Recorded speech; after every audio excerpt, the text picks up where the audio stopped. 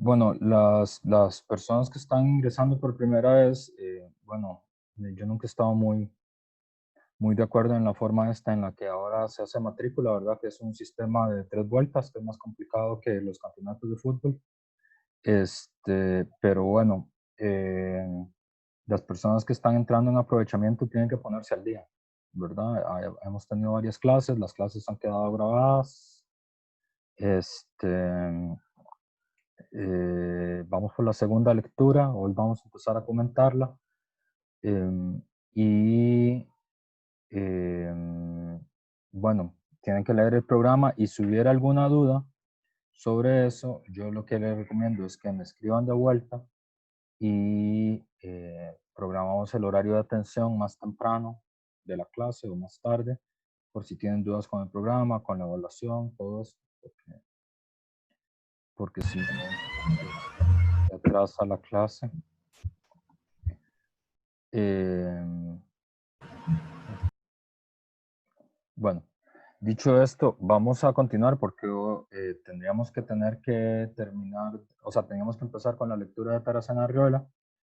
eh, y em, Hay varias cosas que a mí se me han quedado, eh, o sea, que quería que termináramos de precisar de la lectura de,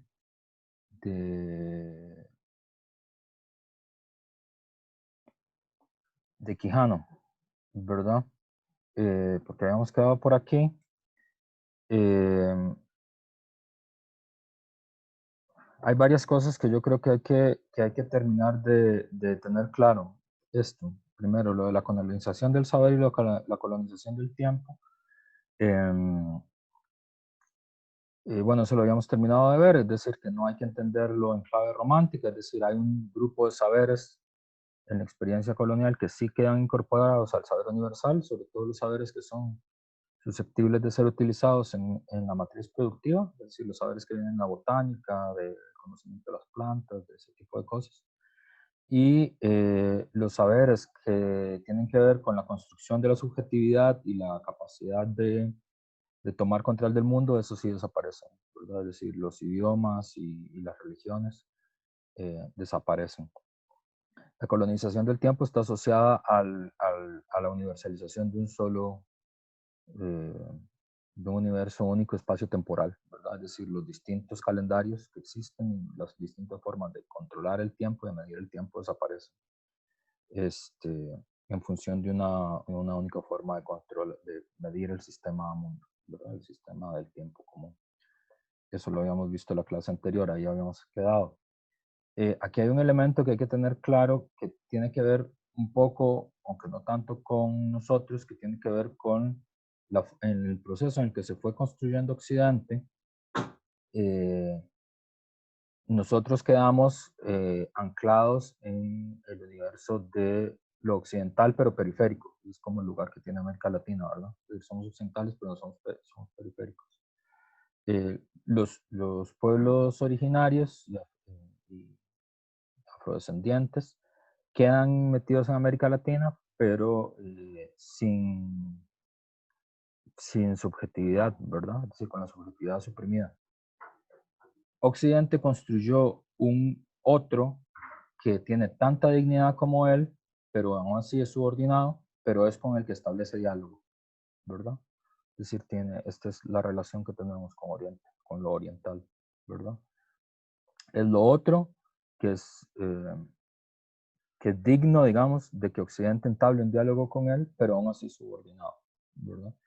Esto tiene que ver con que durante mucho tiempo Oriente fue el corazón del sistema mundo, es decir, no un lugar subordinado. Entonces siempre hubo un reconocimiento del lugar importante que cumple Oriente. Entonces lo que nosotros asociamos a lo oriental tiene que ver con eso.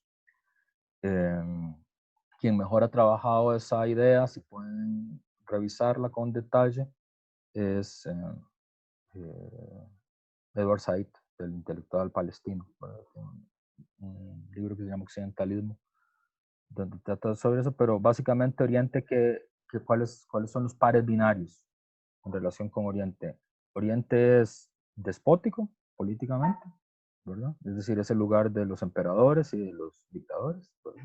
Que es básicamente la imagen que hoy tenemos de Putin o de Deng Xiaoping, ¿verdad? Pues sí. O de los malos en, en James Bond, ¿verdad? O de los malos en Flash Gordon, que también eran asiáticos, ¿verdad? Como el Ming, el despota, Ming, el despota. Ustedes no vieron Flash Gordon, pero lo pueden buscar. Se supone que es políticamente despóticos por oposición a las democracias o a las monarquías constitucionales, eh, intelectualmente sabios pero no racionalistas. Ahí está toda esta idea de la sabiduría oriental, ¿verdad? Que es una forma de conocimiento.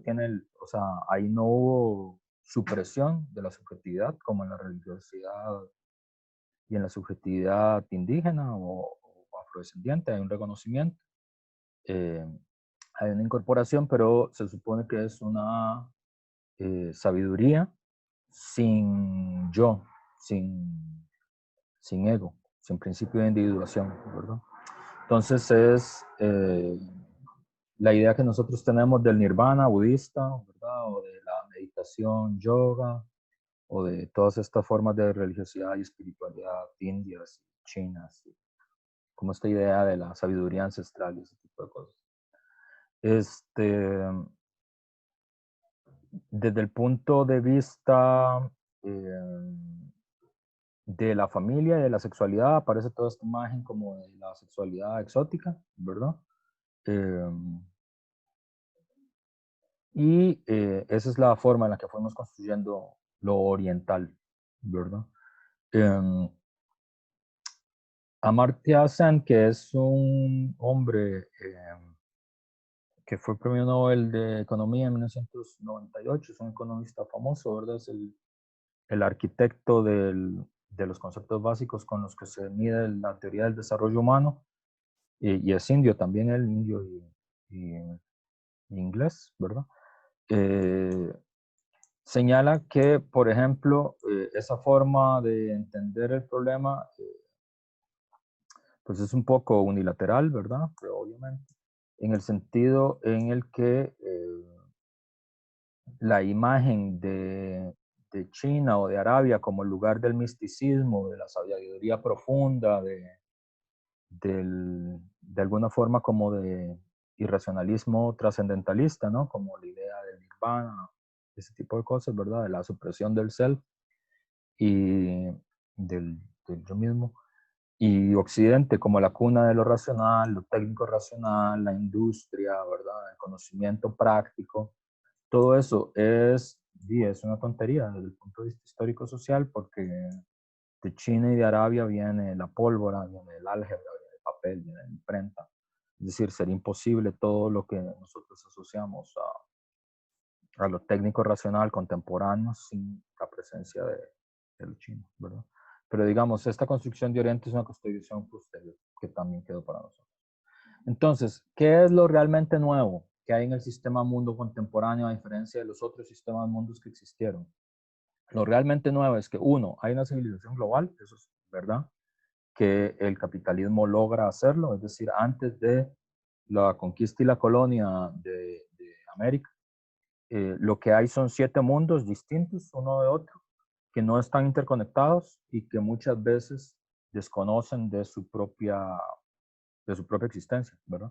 Una cosa muy interesante cuando uno estudia la historia de las civilizaciones es que todas las civilizaciones se consideraban a sí mismos el centro del mundo, ¿verdad? Es decir, por ejemplo, el Tahuantinsuyo, los incas, el inca es el sol y el sol está en el centro de la tierra, es decir, el emperador inca está en el centro del mundo, ¿verdad? Y los chinos también consideraban que China era el centro del mundo, ¿verdad? Que no se llama China, China le decimos nosotros, es el imperio celeste, ¿verdad? En el siglo XVII llegaron los jesuitas a China y les dijeron, hey, ustedes son chinos, ¿verdad? Pero en realidad ellos no sabían que era China.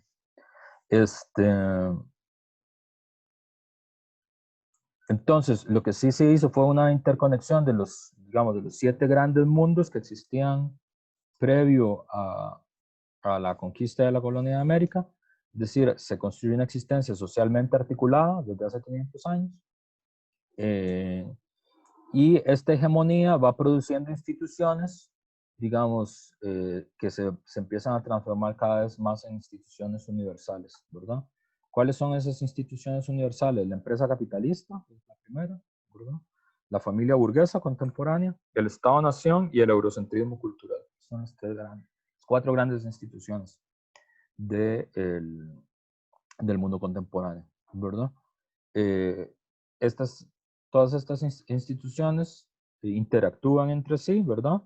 No es como que sean como estancos divididos, como las pantallitas de Zoom, ¿verdad? Eso interactúa entre sí y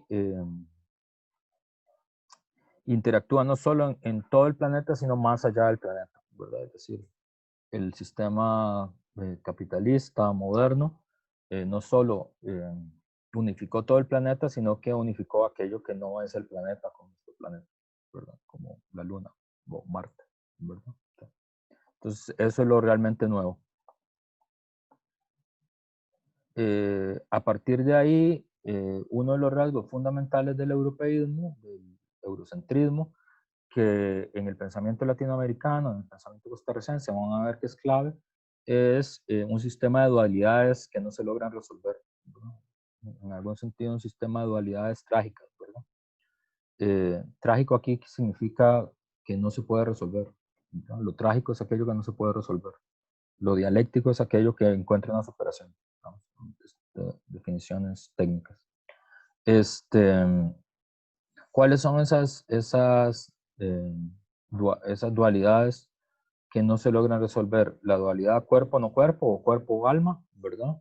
Por ejemplo, en el caso de América Latina, el cuerpo se puede esclavizar, pero el alma tiene que ser salvada. Esa es la dualidad, ¿verdad? O sea, el cuerpo puede ser esclavo, pero el espíritu tiene que ser cristiano. La civilización o la barbarie, que este es absolutamente clave para entender toda la historia del desarrollo del pensamiento latinoamericano y el pensamiento costarricense desde la independencia. Porque la tensión es cómo lograr ser civilizados y salir de la barbarie, o cómo mantenerse en la civilización y no caer en la barbarie, ¿verdad? O cómo salir de la barbarie y alcanzar la civilización. Esta tensión, civilización o barbarie, es absolutamente clave desde el pensamiento latinoamericano hasta nuestros días, ¿verdad? ¿Cuál es la última tensión de este modelo civilización o barbarie? El ingreso de Costa Rica a la OCDE, ¿verdad? Es decir, si no se ingresaba a la OCDE, íbamos a recaer en la barbarie y no alcanzar la civilización, ¿verdad? Es decir, ese movimiento se reactualiza cada 8 o 10 años, ¿verdad? Antes de la OCDE fue el TLC, y antes del TLC fue la globalización, y antes de la globalización fue el mercado común centroamericano, y así usted puede ir 500 años para atrás con algo que finalmente va a alcanzar la civilización, aunque la civilización no se termina de alcanzar nunca, ¿verdad? La forma, qué sé yo, moderna, en la que aparece el término civilización o barbarie, este término casi no se usa ya, es decir, lo usamos ahora conceptualmente como para entenderlo, porque es el más clave y el más clásico, pero como ha sido acusado múltiples veces de racismo, ya nadie lo usa. Es decir, ustedes no van a oír a Carlos Alvarado hablando de, la civilización o la barbarie, no. Digamos, se habla en términos de progreso y desarrollo, pero es lo mismo. Es decir, es un eufemismo del mismo dilema, ¿verdad? O el dilema globalización o globalización.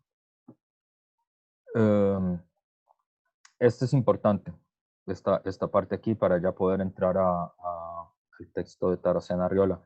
Taracena Arriola, igual que Víctor Hugo Acuña, que son las dos lecturas que tenemos por delante para terminar de entender cómo se construye Centroamérica y cómo se construye Costa Rica, y sobre esa base poder empezar a hablar ya seriamente sobre la historia de su pensamiento, se encuentran con,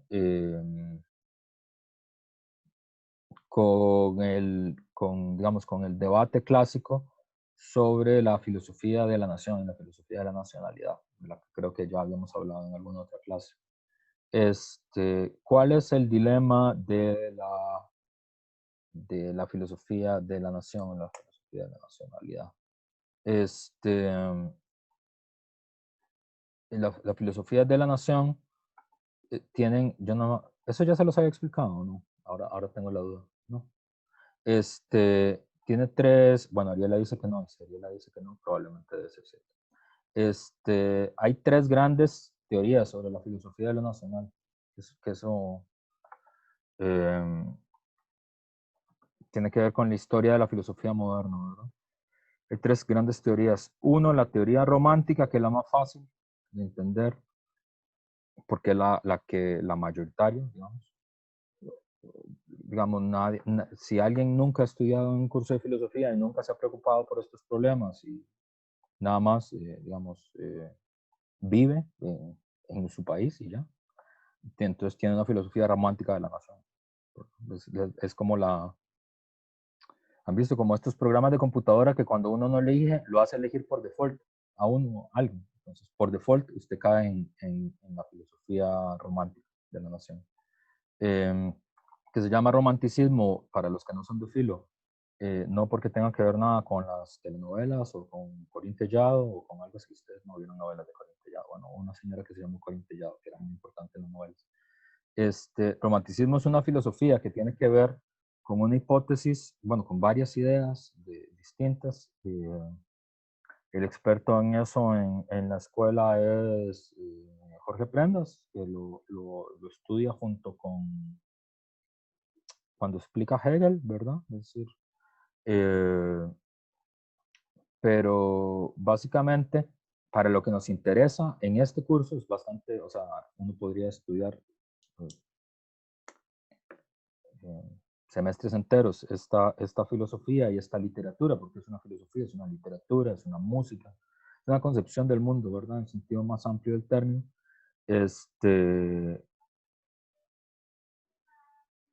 Lo que nos interesa aquí es que la suposición de que existe una relación entre la nacionalidad y la tierra.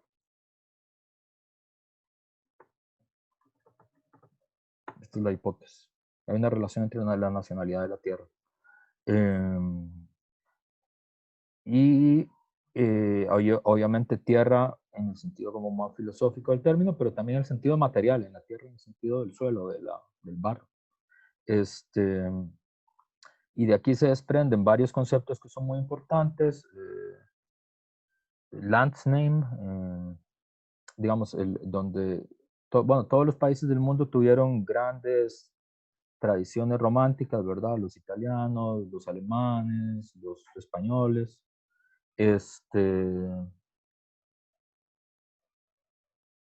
los costarricenses también, podría decir uno. Este, pero los conceptos quedaron como en alemán todos, ¿verdad? Entonces, aquí, ¿cuáles conceptos son? Porque el romanticismo alemán fue muy, muy importante filosóficamente y culturalmente.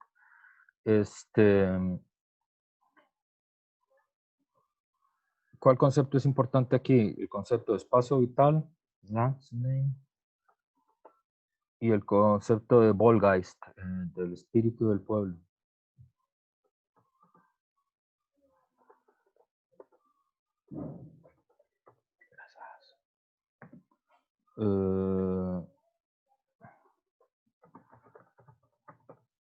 ¿Verdad? Que es la idea de que hay una especie de alma, de esencia, que se va materializando en todos los actos que hace una nación y que está anclado en una tierra, está anclado en un espacio vital, está anclado en una cultura compartida. Esa cultura compartida sobre todo es el lenguaje, ¿verdad? La poética de un lenguaje. Por lo tanto, tiene unos ciclos heroicos del lenguaje, ¿verdad? Como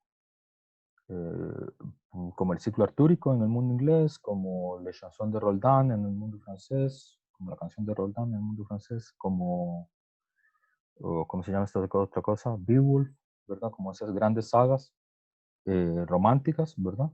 Eh, y hay un espacio vital, digamos, hay una geografía donde ese espíritu se tiene que desarrollar, ¿verdad? Y va, como que el espíritu va llenando el contenido de ese espacio vital, ¿verdad? Esa es la idea del romanticismo nacional, ¿verdad? La teoría romántica de la nación.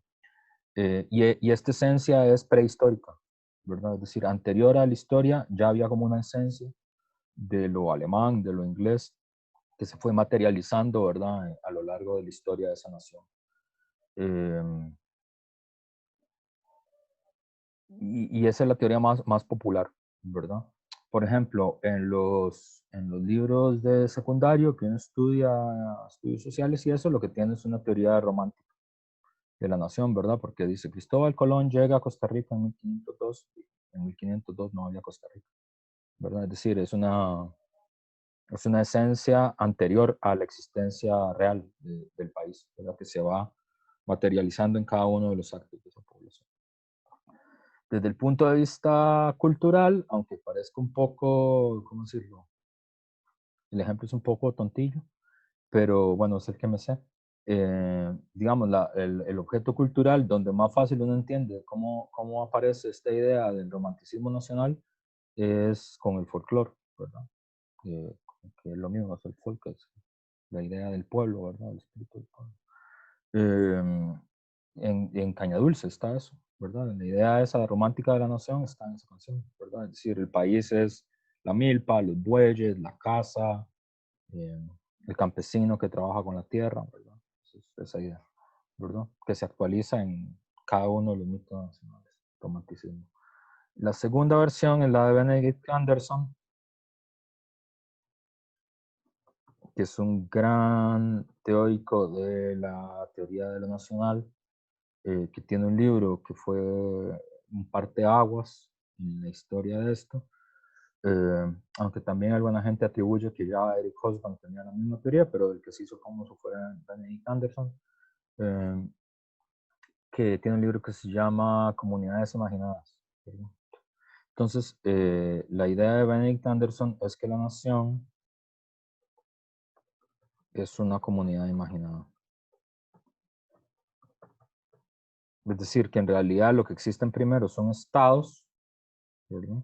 Y luego hay capas intelectuales, en el sentido amplio del término, filósofos, escritores, periodistas, artistas, ¿verdad? Es decir, trabajadores de lo simbólico, digamos, eh, que inventan la nación, que imaginan la nación, que la inventan literalmente. Es decir, es un artefacto igual que una licuadora, digamos, pero simbólico.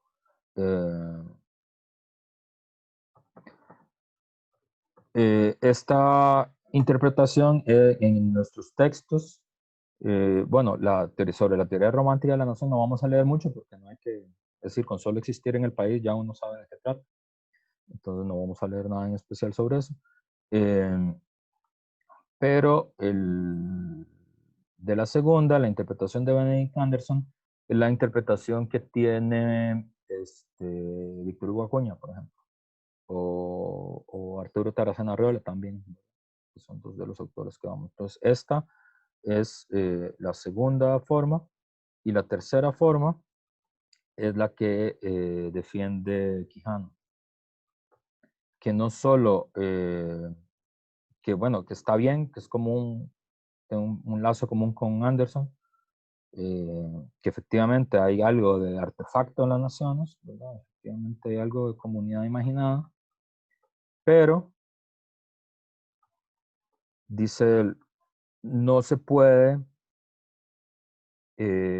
imaginar cualquier nación, es decir, no es un artefacto igual que una mesa, digamos, sino que solo puede ser allí, o sea, solo puede haber una nación donde hay una experiencia compartida valga la redundancia, de compartir el poder, digamos, hay una experiencia colectiva de compartir el poder.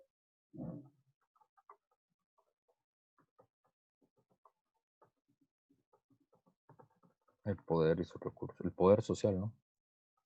Ahí poder quiere decir trabajo, inteligencia, reproducción, control de la naturaleza, ¿verdad? Y sus recursos.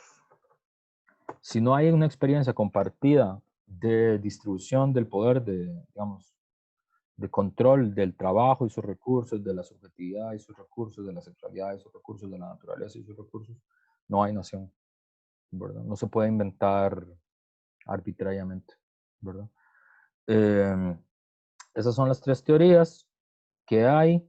Nosotros vamos a trabajar sobre todo con la segunda y la tercera y por si interesa, el profesor está más de acuerdo con la tercera en general, pero digamos, tampoco es que la segunda esté mal, ¿verdad? No vamos a leer las cosas en términos de bien y mal, ¿verdad?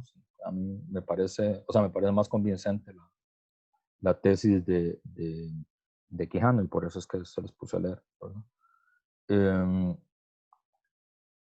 Entonces, Quijano va a hacer justamente esto, ¿verdad? Va a decir que va a criticar a Benedict Anderson que las naciones no solo son comunidades imaginadas, sino que tienen que tener algo en común, ¿verdad? Eh, y ese algo en común tiene que ser la experiencia de compartir el poder. El problema de nuestros estados-nación es que son estados-nación coloniales, ¿verdad? Donde la experiencia de la limpieza de sangre se transmite a la experiencia colonial nuestra, ¿verdad? Entonces, la experiencia de la limpieza de sangre es,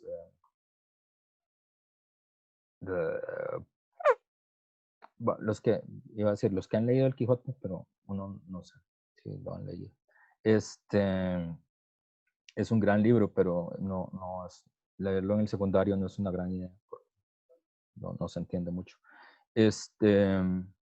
Pero si ustedes recuerdan, en el Quijote, Sancho dice, yo soy hijo de cristianos viejos, ¿verdad? En uno de los fragmentos del Quijote.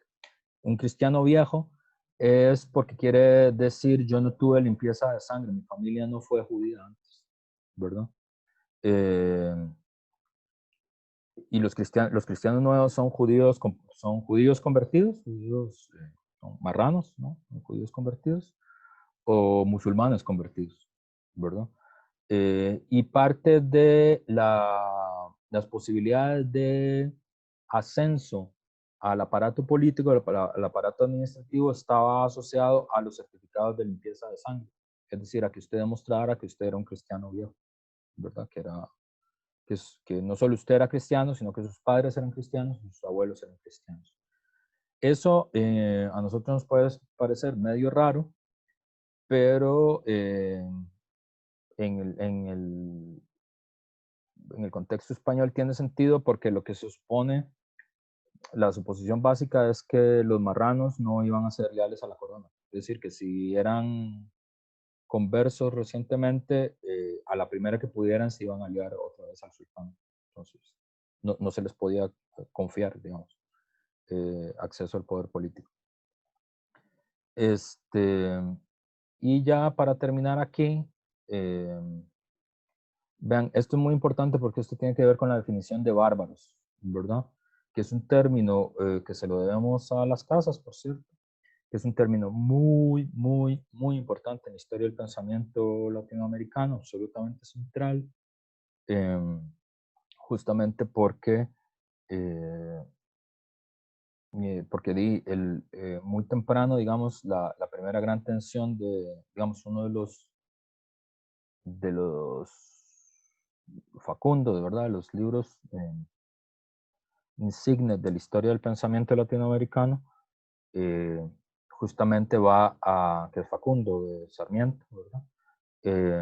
Va a trabajar esta tensión, la tensión entre la civilización y la barbarie, ¿verdad? Eh, a- Convencionalmente, ustedes no tendrían que haber llevado este curso para saber que la palabra bárbaro es como mala, ¿verdad? Es decir, está cargada de manera negativa, ¿verdad? Eh, Aunque puede ser utilizada positivamente, lo cual es raro, eh, pero tiene que ver con qué es lo que se entiende por bárbaro, ¿verdad? Entonces, las casas nos brinda un ingreso a qué es lo que se entiende por bárbaro y así va a quedar un poco en la modernidad, ¿verdad? El término de bárbaro. Eh, la primera idea, ¿verdad? El primer lugar, esto está en la apologética, por eso es menos conocido, porque lo que se conoce más de Bartolomé de las Casas es la otra, la brevísima, ¿verdad? Esto está en la apologética. Este, Lo primero, este es texto literal, ¿verdad? Entonces tiene esa forma como rara.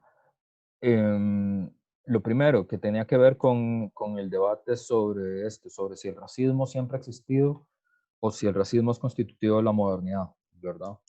El término bárbaro no es un término moderno, es un término antiguo, ¿verdad? Los griegos tienen un concepto de bárbaro, de barbaroi, de ahí viene, que básicamente es el que balbucea, ¿verdad? Pero el término bárbaro quiere decir básicamente no griego, quiere decir aquel que no habla, aquel que balbucea el griego, ¿verdad? Y eso es el concepto, ¿verdad? La modernidad construyó otra idea de bárbaro, apoyado en las ideas griegas, ¿verdad? ¿En qué consiste? El primer lugar tiene que ver con las costumbres. Lo primero que se considera bárbaro son las costumbres, ¿verdad? Dice, en sentido amplio es cualquiera que por algún vicio o depravación se aleja de la ley natural e incurre en acciones inicuas y crueles, aunque sea de manera incidental o episódica, ¿verdad? Entonces, el primer criterio para saber que alguien es bárbaro, ¿verdad? Para caer dentro de la clasificación de bárbaro, es costumbres raras. Esa es la primera definición, ¿verdad? Entonces, por ejemplo, ¿qué nos parece bárbaro a nosotros? Nos parece bárbaro comer perro, ¿verdad? Entonces, eso es bárbaro. ¿Por qué? No es comer animales, porque nosotros comemos animales, ¿verdad? Comemos vacas, comemos chanchos, ¿verdad? Pero no podemos comer los animales inadecuados, porque es una costumbre bárbara, ¿verdad? Entonces, por ejemplo, no sé, comerse las cenizas de los muertos, que es una costumbre bárbara, ¿verdad?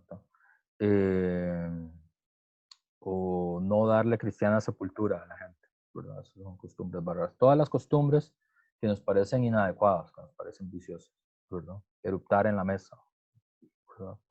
Es costumbre bárbara, ¿verdad? Entonces es un sentido como más abierto, ¿verdad? Eso obviamente es el punto que, que los relativistas culturales más han atacado, ¿verdad? Es la más fácil como de, ¿cómo se dice? Sabotear, boicotear, atacar, ¿no? Eh, debunking, ¿cómo se dice? Demostrar que es falso. Este,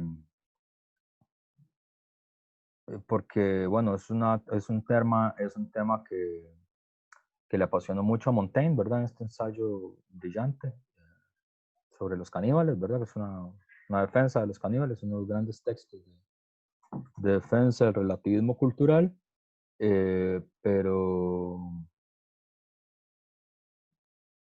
también está en Holbach, ¿verdad? El barón de Holbach en la Ilustración francesa. También está esa defensa de, bueno, no sabemos con precisión por qué nuestras costumbres serían superiores a las de los otros, ¿verdad? Es decir, por qué comer pollo es civilizado y comer perro es de brutos, es de bárbaro, ¿verdad? ¿Cuál es el criterio para que un chancho sí y un perro no? ¿Verdad? Entonces, ahí hay un punto, digamos, que siempre fue muy puesto en tela de juicio y es el más fácil de poner en tela de juicio. Pero no es el único, ¿verdad? Entonces, el primero es las costumbres, ¿verdad? Costumbres raras, ¿verdad? Los latinoamericanos, el elemento bárbaro que siempre se nos va a endilgar y que se va a mantener siempre en la lucha, digamos, en la historia del pensamiento latinoamericano, en la historia del pensamiento costarricense, es la lucha contra la barbarie en términos de costumbres que son vistas como costumbres bárbaras, ¿verdad? Que por lo tanto tienen que ser abolidas, tienen que ser reprimidas, tienen que ser desincentivadas. Hay que poner el aparato institucional y cultural, militar, si es necesario, para, para acabar con esas costumbres, ¿verdad? ¿Cuál es? Esto les va a parecer muy raro, pero luego tal vez vaya a tener más sentido. ¿Cuál es, en lo que yo llevo de estudiar este problema, la costumbre bárbara que más ha sido señalada como costumbre bárbara en la historia del pensamiento costarricense? La pelea de gallos, ¿verdad?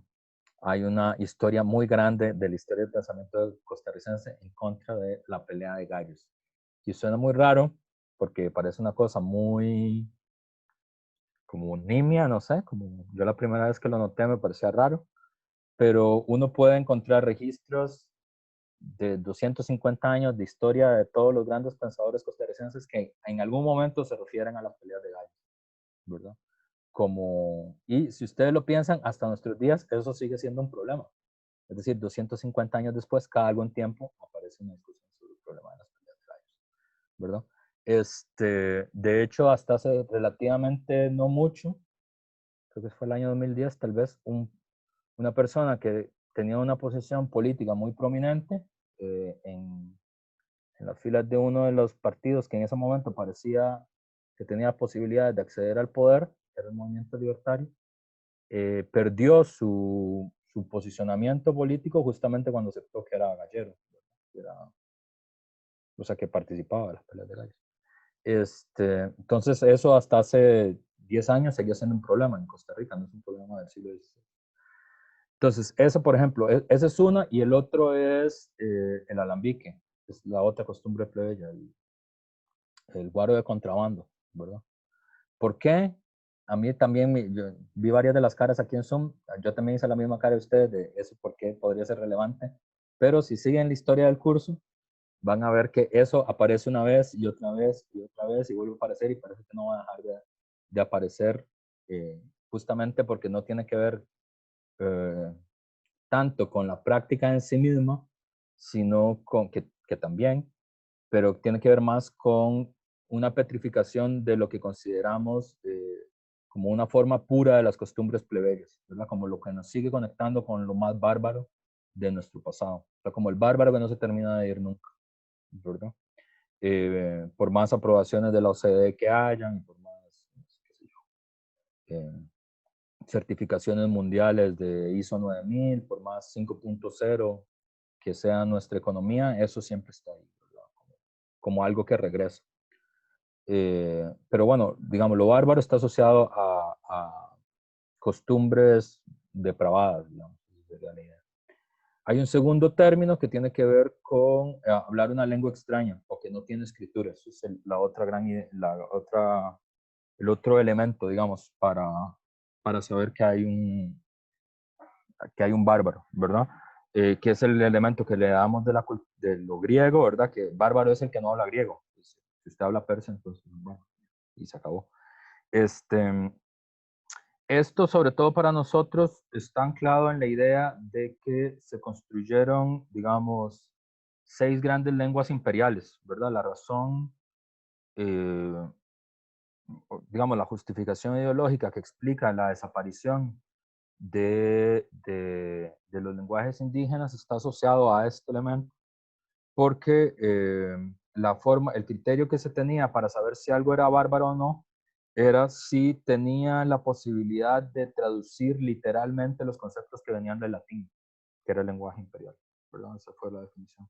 Es decir, si el idioma tenía la posibilidad de traducir literalmente la idea de Deus, de Dios, ¿verdad? Entonces no era salvaje, ¿verdad? Como en los lenguajes indígenas no hay idea de Dios, como lo entienden el, el, la vulgata latina, ¿verdad? Es decir, como Dios que es uno y tres, ¿verdad? O sea, un concepto que designa un Dios que es hombre, Dios y Espíritu Santo y es tres y uno simultáneamente, que es nuestra idea de Dios, eso en Aymara no existe. No hay ningún concepto que describa eso, ¿verdad? Entonces, por lo tanto, eso cae dentro del lado de lo bárbaro, ¿verdad? ¿Cuáles son los 6 idiomas imperiales? El inglés, el francés, el español, el portugués, el italiano y el holandés. Son 6 idiomas imperiales, ¿verdad? Son los 6 idiomas que vale la pena aprender a hablar, ¿verdad? Los otros hasta hace relativamente poco eran dialectos, ¿verdad? No eran idiomas, eran lenguajes. Y además eso tiene una jerarquía, ¿verdad? Porque como esta idea del lenguaje bárbaro se reactualiza cada reactualización del sistema mundo, ¿verdad? Eso quedó cada vez más purificado y en general el inglés es el lenguaje universal ahora, ¿no? La lengua franca, como el latín en el mundo antiguo. Usted sabe que si no se puede comunicar con alguien, tiene que hablarle en inglés, es el lenguaje de, de todo el mundo, ¿no? El lenguaje del universo. Muy curiosamente, el inglés, pese a que es el lenguaje de la ciencia contemporánea, digamos, y de las relaciones diplomáticas contemporáneas, es una lengua minoritaria en el mundo. Es decir, es como, es el cuarto idioma más hablado, ¿verdad? Está el mandarín, está el árabe, luego está el indonesio, el español y el inglés, el quinto idioma más hablado. En realidad es un lenguaje minoritario, pero es el lenguaje de la ciencia, y es el lenguaje que usted tiene que aprender. Es decir, si alguien dice, hey, voy a llevar clases de indonesio, todo el mundo le va a decir, pero ¿para qué va a hacer eso? ¿Verdad? Solo importa aprender indonesio si usted vive en Indonesia, si no, no. ¿Verdad? Entonces esa es la idea, ¿verdad? El saber auténtico está vehiculizado en esos idiomas. El conocimiento verdadero está vehiculizado en esos idiomas y esos son los idiomas que tienen que hablar. Y como cada idioma es un mundo, quiere decir que hay un montón de conceptos y de subjetividades que solo tienen forma de expresarse en el lenguaje que los creó, que los construyó, y que esa subjetividad se pierde. No hay forma de expresar eso. La forma más, para mí, la más fácil, que en la que yo entendí ese problema, es un concepto que es un concepto aymara, eh, que es Pachacutic, famoso, más o menos. Eh, y eso, dependiendo, se puede traducir como revolución, se puede traducir como nuevo país, se puede traducir como terremoto cósmico. Las tres traducciones están bien. Pero es porque esa idea no está en el inglés o en el español. Es la idea de que la tierra se ha puesto de cabeza, ¿verdad? Pacha es tierra o naturaleza, o madre, cualquiera de las tres. Y Kutik es como una vuelta, así como cuando, como el choque de un carro, como cuando un carro da vueltas así, y uno, como cuando se cae una carreta y uno da vueltas alrededor de esa cosa, eso es Kutik, ¿verdad? Ese concepto no está en español, no hay eso. Entonces esa palabra, salvo que haya alguien que hable aymara, se pierde, se desaparece, ¿verdad? ¿Y eso por qué sería importante, profesor? Porque, bueno, por ejemplo, nosotros le decimos colonización a lo que pasó en España. Los aymaras le dicen Pachacutic. Es como si el cosmos temblara, ¿verdad? Es como que la tierra se volviera de cabeza, ¿verdad? Y es una buena descripción, por ejemplo, para describir qué pasa cuando un país es invadido, ¿verdad? Por ejemplo, como cuando Estados Unidos invadió Irak, ¿verdad? Lo que pasa es eso, el mundo se pone como de cabeza, ¿verdad? La tierra parece que dio una vuelta alrededor. Y nosotros no tenemos, o sea, colonización no te transmite esa idea, ¿verdad? Entonces hay mucho de conocimiento que se pierde ahí, ¿verdad? Pero entonces es un problema. Entonces, el sistema mundo está organizado así. Entonces, primero, costumbres bárbaras. Segundo, un lenguaje que no es el lenguaje del imperio, ¿verdad? Tercero, y esto es muy importante, eh, no se tienen leyes, instituciones, religión y cultura, no se tiene Estado, ¿verdad? Es decir, lo bárbaro es aquello que no tiene Estado, ¿verdad? Que no tiene leyes y armas, ¿verdad? Por eso nosotros tenemos, bueno, la idea del buen salvaje, que es la más famosa, pero todavía en el derecho moderno, en las ciencias políticas modernas, nosotros tenemos términos para hablar sobre los estados que consideramos que sus leyes no se pueden cumplir y sus instituciones en realidad no funcionan mucho, ¿verdad? Nosotros tenemos dos términos, que es rogue state, estado fuera de la ley, ¿verdad? O estado fallido. No, ese es el primero. Rogue state es el primero y estado fallido es el otro, ¿verdad? Entonces está como el estado bandolero, ¿verdad? Que es como se le considera a Irán, ¿verdad? Y el estado fallido, que son como los países latinoamericanos, como Haití, ¿verdad? O sea, es un Estado que no puede hacer que cumplir sus propias leyes dentro del Estado, ¿verdad? Y eso los hace bárbaros, ¿verdad? Y por último, y esto es interesante, pero ojo ahí, ¿verdad? Y aquí esta es la concepción que se hace Oriente, que es el tema de la religión, ¿verdad? Por último, pueden considerarse bárbaros todos los infieles, pues al desconocer la doctrina evangélica, que es la ley perfecta, incurren en muchos vicios y torpezas que solo pueden ser corregidos mediante la predicación del evangelio. Que esta es como la más suave, ¿verdad? Porque lo que dicen, bueno, y además hay que tener la religión correcta, pero bueno, ahí ahí hay un espacio, digamos, más o menos. La religión latinoamericana se considera semicorrecta, que es la católica, porque es cristiana, pero es católica. Es decir, tiene principio de, ¿cómo se dice? O sea, se ocupa un cura, pues, se ocupa alguien que le diga a uno qué es lo que tiene que hacer, ¿verdad? Esto obviamente se va reactualizando. Por ejemplo, ¿cuál religión durante mucho tiempo se consideró bárbara y ahora no se considera tan bárbara? El budismo. Bueno, el budismo occidental es parte de las religiones que están bien, que caen dentro del lado bien. ¿Cuáles caen dentro del lado mal? El Islam, el vudú, ¿verdad? Ese tipo de religiones. ¿Sí? Entonces, esa es la definición de bárbaro y eso es muy importante que lo retengan porque van a ver cómo esa idea de lo bárbaro aparece una vez y otra vez y otra vez en la historia del pensamiento latinoamericano. Va a ser absolutamente clave. En algunas de esas cuatro, digamos, siempre una articulación específica de alguna de esas cuatro combinaciones. Costumbre bárbara, lenguaje inadecuado, no respeto a la ley, no respeto al Estado y religiosidad sospechosa, ¿verdad?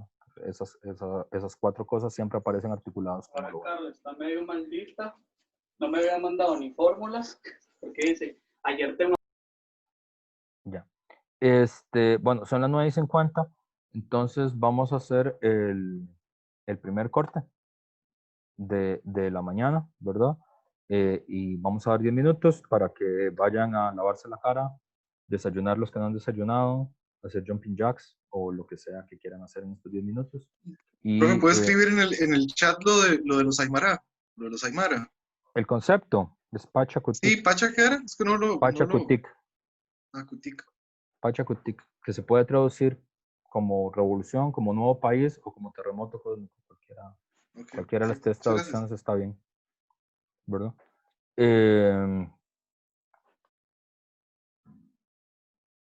Por cierto, para los que estudian filo, como filo profesional, los que ya han llevado clásica, ese concepto se parece mucho al ciclo del amor de Empédocles, muy parecido como lo que quieren transmitir, ¿verdad? Como esta idea como en un giro permanente de un lado a otro. A mí me parece muy parecido a las ideas de Empédocles, pero bueno, pues como otro universo cultural, ¿verdad? Bueno, eso no les quito más su recreo. Entonces, nos vemos en 10 minutos. Bueno, entonces, después del concepto de bárbaro, bueno, para todo el mundo, yo siempre les pido que porfa, todos los que tengan posibilidad técnica de usar el video, que lo usen, porfa, porque es menos cansado para uno y además uno puede tener una idea más clara de si se está entendiendo o no, es decir, si no ve, digamos, los rostros son fundamentales para que uno entienda si los estudiantes están entendiendo o no. Ahora Taracena Arriola. Aquí el problema es la idea de la filosofía y la república, ¿verdad? Que en el caso de América Latina, y aquí yo creo que esto es importante porque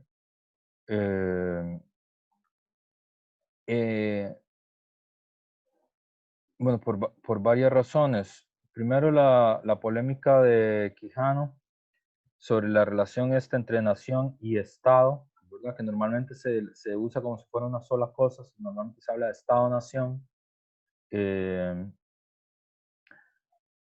Y lo primero que tenemos que decir es que el Estado-Nación es una experiencia moderna y muy específica. Es decir, la experiencia de vivir en un Estado nacional es una experiencia que tiene poco tiempo. En la historia de la humanidad tiene 200 años. Antes de eso, los seres humanos no vivíamos en Estados nacionales, vivíamos en otro tipo de agregados sociales, ¿verdad? En feudos, en reinos, en manadas, ¿verdad? Es una sociedad nacionalizada, es decir, hay una idea de lo nacional, y así luego por eso es que hay una literatura nacional y una filosofía nacional. Solo es posible que haya historia del pensamiento costarricense si existe Costa Rica, si no, no se puede, ¿verdad? Implica instituciones como la idea de la ciudadanía, de la democracia política, y implica una cierta democracia, ¿verdad? Cada proceso de nacionalización en los tiempos modernos ha ocurrido solamente a través de una relativa, o sea, dentro de los límites del capitalismo, pero importante y real democratización del control del trabajo, de los recursos productivos, del control de la generación y la gestión de las instituciones políticas, ¿verdad? Entonces, los países que han tenido de manera relativa algún éxito en construir estados nacionales y sociedades nacionalizadas, no solo es porque han imaginado bien cómo es esa comunidad, sino porque han habido procesos, siempre en el marco del capitalismo, bajo los límites de la propiedad privada de los medios de producción, pero procesos relativamente exitosos de democratización del control del trabajo, de los recursos productivos, de la producción de las instituciones, ¿verdad? No hay procesos, digamos, relativamente exitosos. Una cosa clave en la historia de América Latina es que esos procesos de democratización en América Latina siempre han estado truncados. O sea, la razón de las dificultades de nuestras sociedades para ser sociedades nacionales y para ser estados, digamos, sociedades de ciudadanos o sociedades con democracias políticas, tiene que ver con que ese proceso de democratización no se ha realizado, ¿verdad?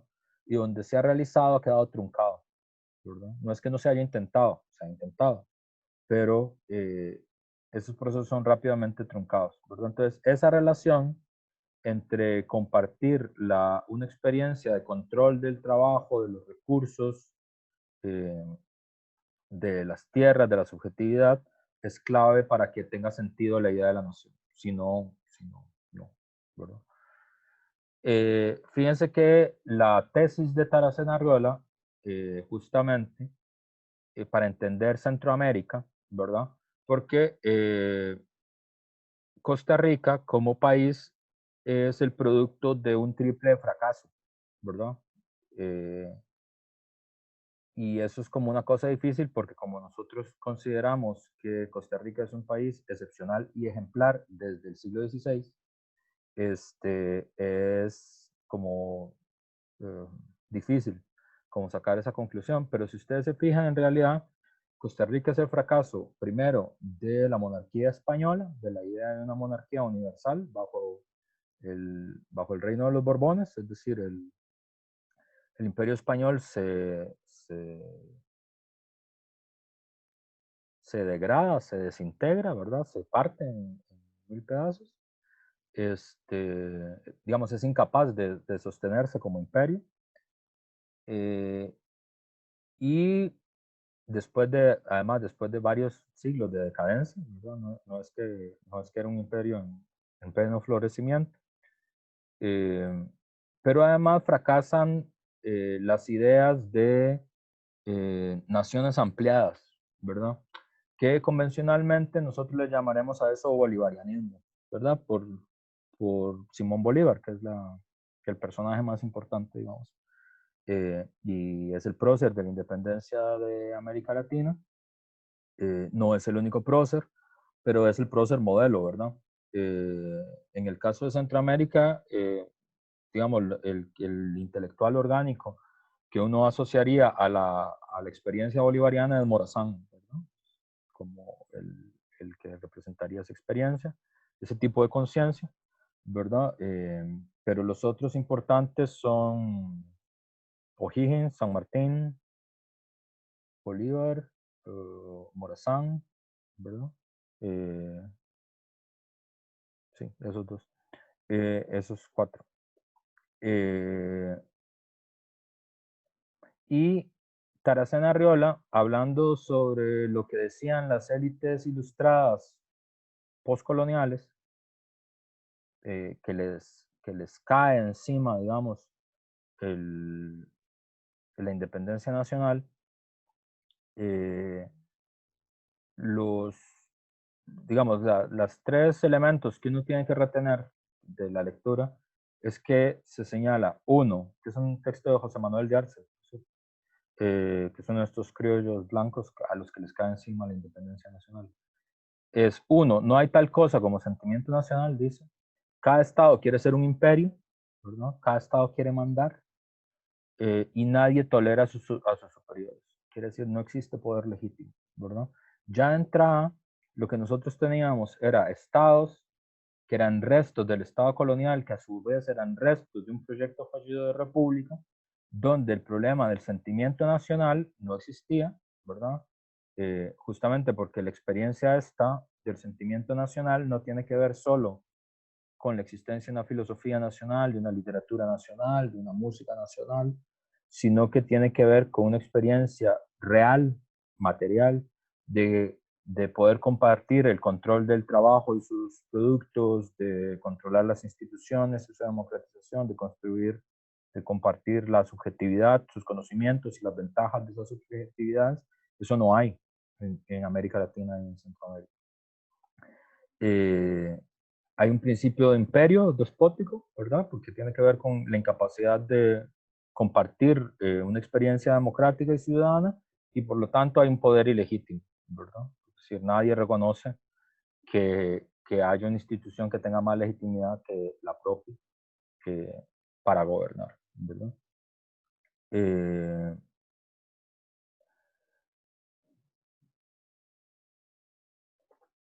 Ahí. Con la independencia de España se inicia el proceso de construcción de las naciones.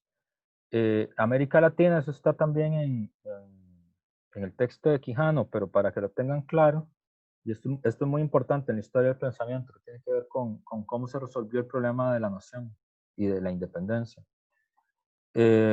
América Latina tiene tres modelos de independencia y democratización. Uno, que es el más interesante y el más truncado, ¿verdad?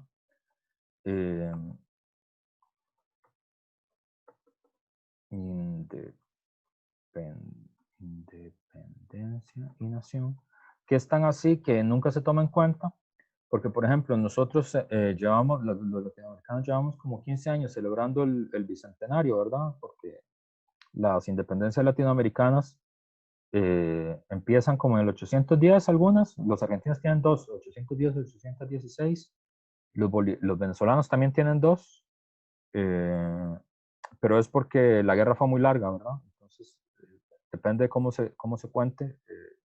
Empieza, algunos dicen 810, otros dicen 817. La de nosotros es 821. La de Centroamérica, por cierto, que se celebra el otro año. Pero la primera independencia que hay en América Latina, que nadie la cuenta, es la de Haití, ¿verdad? O sea, cuando se habla de las independencias latinoamericanas, nunca se habla de Haití, que es la experiencia más interesante por mucho, porque Haití, que era la colonia estrella de Francia, ¿verdad? Ya siendo Francia el centro del imperio, del sistema mundo, del sistema imperial, Haití es la primera independencia de América Latina, es también la primera revolución social triunfante de América Latina, no la cubana, ni no la mexicana, sino la haitiana.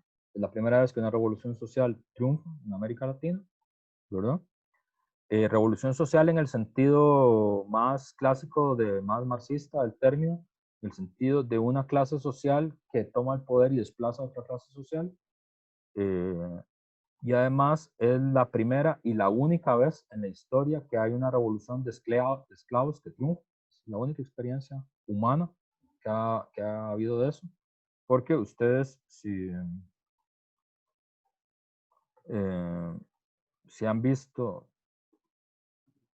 si han sido, bueno, es que ustedes ya son gente más joven. La gente como yo, antes del Netflix, en Semana Santa solo podía ver películas de Semana Santa. Entonces, todas las de Semana Santa nos las sabemos de memoria. Y la más famosa es Espartaco, la de Kirk Douglas, ¿verdad? Que es una rebelión de esclavos, es la rebelión de esclavos más famosa que hay. Y qué sé yo, el grupo que dirigía Rosa Luxemburgo se llama el Grupo Espartaco, ¿verdad? Entonces, Espartaco es bueno, hay una serie que yo nunca la vi sobre Espartaco, recién. Digamos, el modelo del esclavo insurrecto, digamos, del esclavo que se levanta contra la esclavitud, es Espartaco, ¿verdad? Es una historia antigua, ¿verdad? Bíblica, bueno, de la época antigua. Pero Espartaco no venció, ¿verdad? Espartaco perdió la guerra, ¿verdad? Lo derrotan, que es como se ve en la peli, ¿verdad? El único caso, no es que han habido miles de casos de levantamientos, de intentos de levantamientos, de esclavos en el tiempo que había esclavitud. Los esclavos siempre han intentado levantarse, pero la mayor parte del tiempo pierden, ¿verdad? Y el único caso donde hay una revolución de esclavos que triunfan y construyen un gobierno de ex esclavos es Haití, no hay otra historia de esa, ¿verdad? Es la única que ha habido. Es la primera independencia, la primera revolución social triunfante, la primera república de esclavos triunfante y es la primera república negra de la historia. Antes de Ghana, antes de Nigeria, antes de la República Centroafricana, que fueron las primeras grandes repúblicas negras, la primera fue Haití. Entonces, este modelo es el modelo de democratización extrema de América Latina, que es el más interesante y es el menos conocido porque inmediatamente después de eso hubo una acción conjunta de todas las fuerzas imperiales de Estados Unidos, de España, de Francia, de Inglaterra, para, para socavar esa experiencia y todavía hasta 1916, creo más o menos, les hicieron pagar reparaciones de guerra durante 100 años, más o menos. Entonces eso explica por qué Haití es un país devastado. Digamos, todavía 200 años después, 150 años después, tiene que ver con esa experiencia, digamos, con la crudeza con la que, los imperios trataron a Haití. En algún sentido, Haití es como la Cuba del siglo XIX, una cosa así, más o menos. De hecho, si ustedes han visto la Carta de Jamaica de Bolívar, que ahora vamos a hacer una referencia a él la hace protegido por los haitianos, ¿verdad? Los independentistas latinoamericanos que habían fracasado en la batalla contra los españoles se iban a refugiar ahí. Bueno, era el único lugar donde se podían refugiar. La otra experiencia que es similar a esta, pero es derrotada, es el levantamiento de Tupac Amaru en Perú, 20 años antes. Pero digamos, en este sentido, aquí hay una petición de democratización extrema de la vida social, ¿verdad? Es decir, y por eso esta es la versión que no triunfó en América Latina. La que triunfó es la experiencia de la guerra. Es una especie de guerra de élites, que es la de Bolívar, la más famosa, ¿verdad? Un enfrentamiento entre los criollos y los blancos, y los peninsulares y los españoles, que son ambas clases propietarias. Ahí no hay revolución social, porque ambos son propietarios, ¿verdad? Y ambos son propietarios de esclavos, además. Por eso es que en general los negros y los indios no participan del lado de los criollos, ¿verdad? Les tienen mucha desconfianza, no participan de las independencias. Y aquí el elemento clave es la conciencia criolla blanca. Pero hay una guerra. Y que desplaza, que destruye al imperio español, ¿verdad? Esta es la más famosa. O sea, cuando los latinoamericanos hablamos de la independencia de América Latina, estamos hablando de esto. Esto es Bolívar, esto es San Martín, esto es José Artigas. Bueno, Artigas es un poco diferente. Bolívar, San Martín, Morazán, pues esto. ¿verdad? Que ahorita vamos a hablar sobre esto porque esta es la forma típica de la conciencia criolla blanca. Y finalmente, que aquí es donde está Centroamérica, o sea, nosotros, y donde está también Ecuador, y donde está también Brasil, que es la continuidad del orden colonial.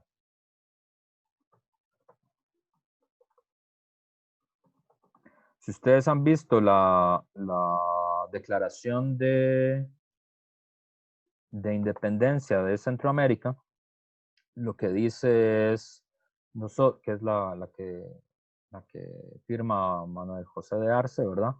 Lo que dice es, bueno, nosotros estamos aquí reunidos en Cabildo y antes de que esa gente que está ahí en la plaza con TEA se le ocurra declarar la independencia, mejor la declaramos nosotros, antes de que esta cosa se ponga más fea, ¿verdad? Entonces, es una independencia preventiva, ¿verdad? Es decir, antes de una república, mejor somos independientes y preservamos la estructura colonial, ¿verdad? Entonces, los primeros gobernantes son los mismos que son los últimos grandes gobernadores coloniales. O sea, esa estructura pasa intacta, ¿verdad? Nada más que independiente. Por ejemplo, en Ecuador, el prócer de la independencia ecuatoriana es un tipo que se llama el Marqués de la Selva Negra, que es un marqués, ¿verdad? Y el primer gobernante de Brasil es Pedro I de Portugal, ¿verdad? Que salió huyendo de Portugal, se exilia durante la ocupación francesa de Portugal y de España y establece el imperio en Brasil. Pero entonces ahí hubo menos democratización todavía, ¿verdad? Centroamérica está ahí.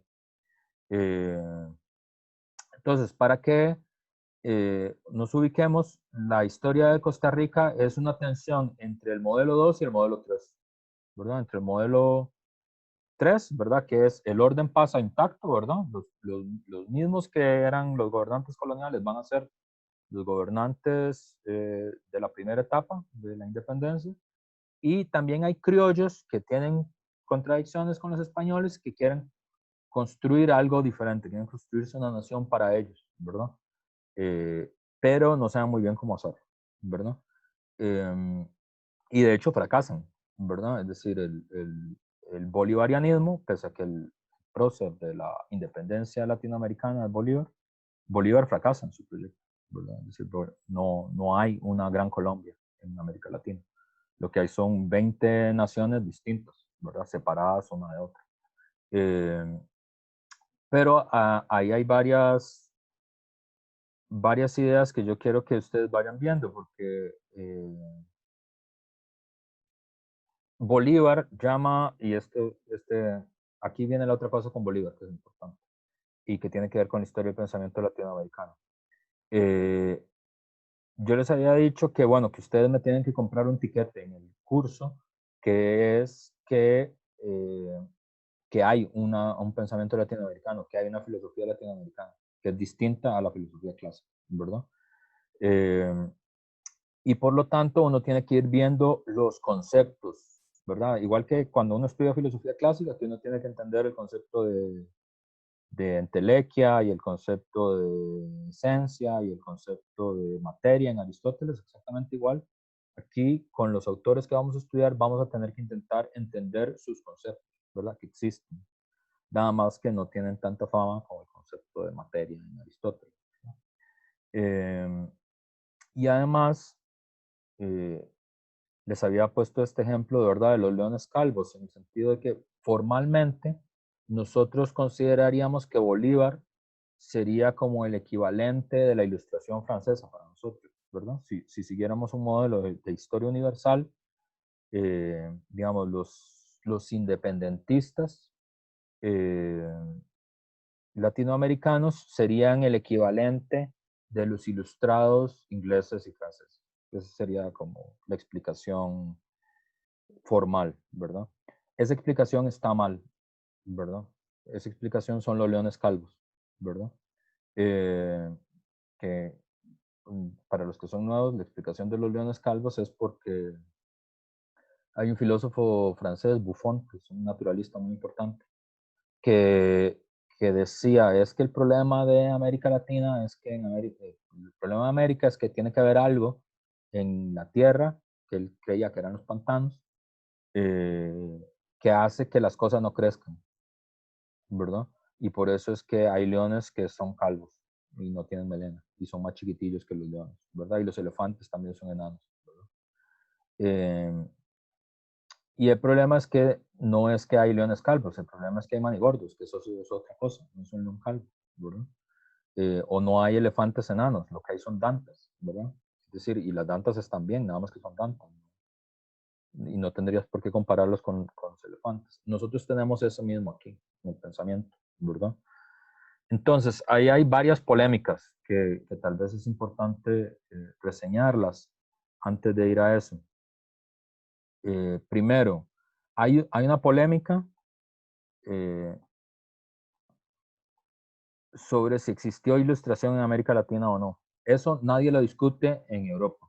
O sea, eso es así, pero de cajón, de tercer grado de primaria. Es decir, mi hija estudia en el Franco, entonces ahora hay que ayudarle a hacer esas cosas. Entonces, de las primeras cosas que ella tiene que aprender es la Revolución Francesa construyó la edad contemporánea.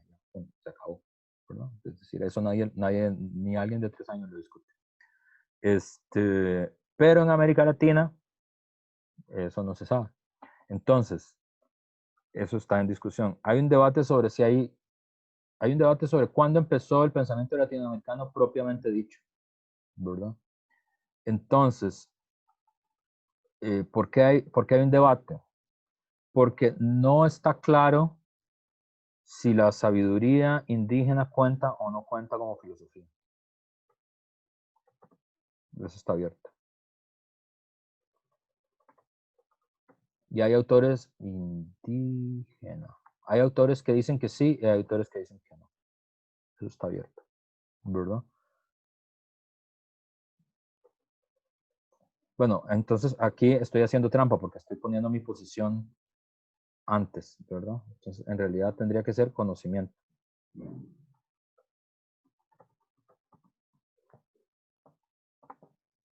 ¿Verdad? A mí me parece que no calza, ¿verdad? Dentro de lo que nosotros convencionalmente le diríamos una filosofía. O sea que eso en realidad se parece más como una sabiduría. Esa es mi opinión, ¿verdad? Pero no es, o sea, eso está en debate, ¿verdad? Hay autores que dicen que sí es una filosofía y hay que considerarlo como filosofía. Por eso es que yo no empiezo desde el siglo XV. Esa es la explicación de por qué empiezo después, ¿verdad? Pero ese debate está abierto. A mí me parece que no da para considerar la filosofía. Hay un debate sobre la ilustración. Bueno, en el tema de digamos, de la teología, ahí sí, pero la teología, eso es la misma que en España, es decir, como es una experiencia colonial, es la misma, ¿verdad? Entonces no tiene nada como diferente. En la ilustración, ahí hay un debate, no se sabe muy bien si hubo una ilustración latinoamericana o no, ¿verdad? La tesis que yo comparto es la tesis de un autor que se llama Charamonte, que sostiene que lo que en realidad en América Latina hay es una ilustración que es una ilustración católica que no se parece en nada a la ilustración europea.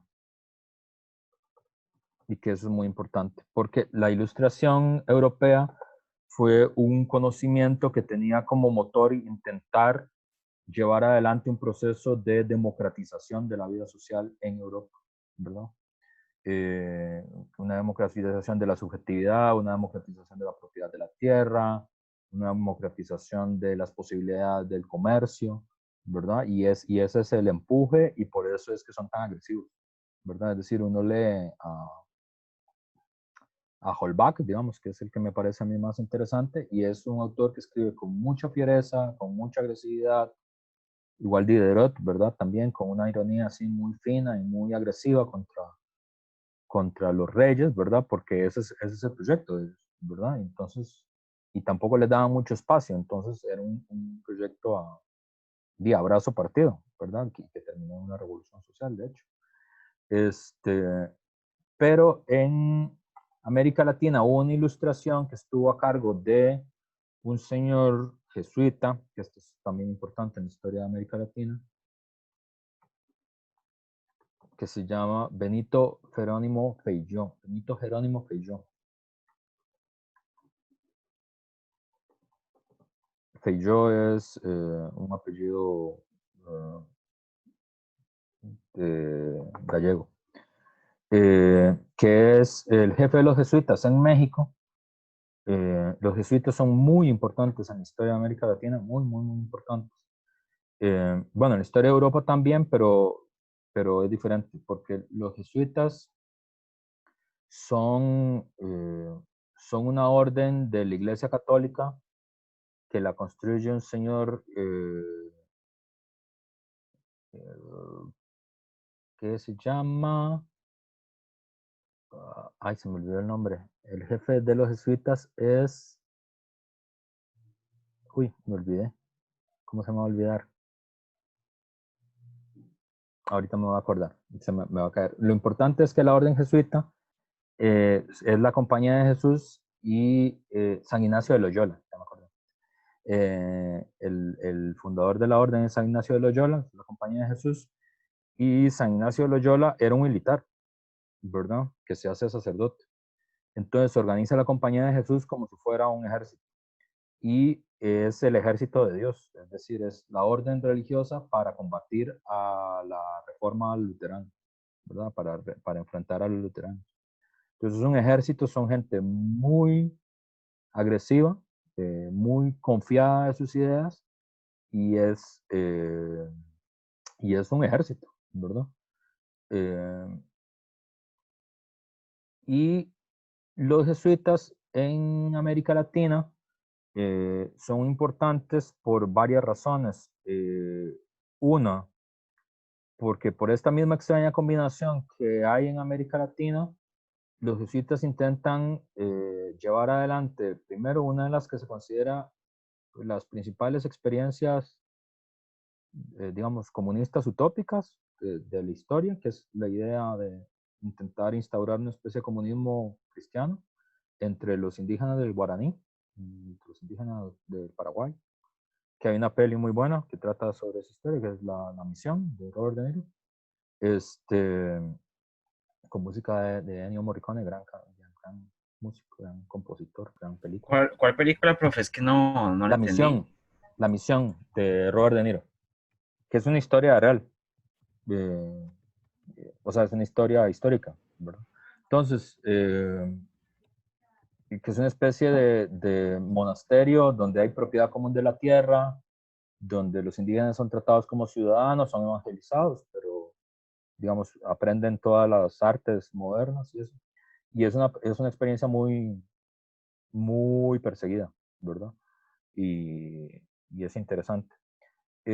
Pero, digamos, los jesuitas siempre eran como los más vivos, siempre, como los curas más inteligentes, ¿verdad? Entonces, y siempre han tenido fama como de que hay muchas historias de conspiración en realidad, muchas novelas que han fomentado mucho esta imaginación de que siempre están conspirando. Y es porque la mayor parte del tiempo efectivamente lo estaban haciendo. Entonces este tipo lo que dice es lo siguiente, yo que es un mexicano, como en 1706, hace una reunión y dice, vean, nosotros no nos podemos quedar atrás en los tiempos, esto de estar leyendo a Aristóteles todo el rato no tiene sentido. Nosotros no podemos ser el reír de la sociedad colonial. Entonces, hay que ser amigo de Aristóteles, pero solo en lo que sirve. Y de Descartes, también amigo de las cosas que sirven para la fe y de las cosas que no sirven para la fe. Pues, no. Los libros de Descartes estaban en el índice, los libros estaban prohibidos. O sea, los cristianos no los podían leer.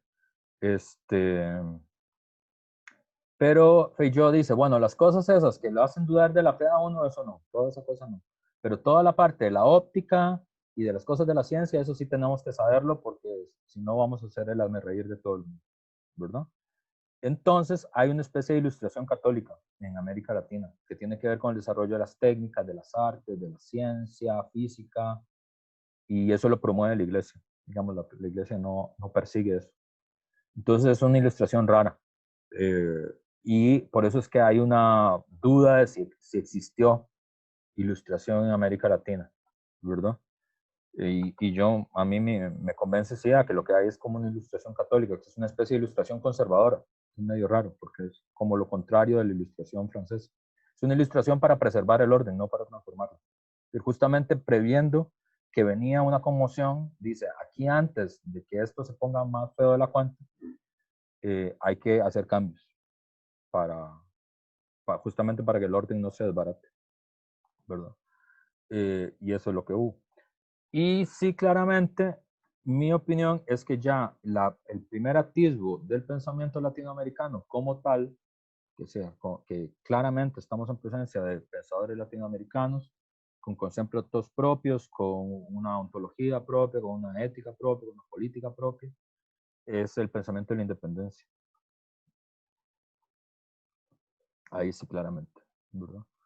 Que ahí hay una polémica también, para variar, como siempre, porque, por ejemplo, Sarmiento dice,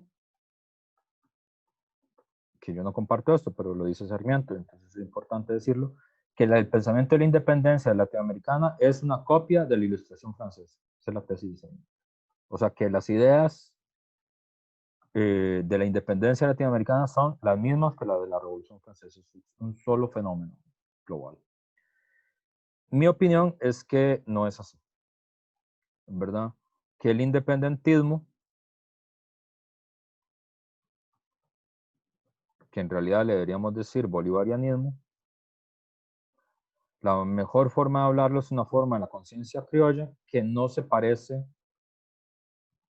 o solo se parece parcialmente a lo que en Europa le van a decir los liberales.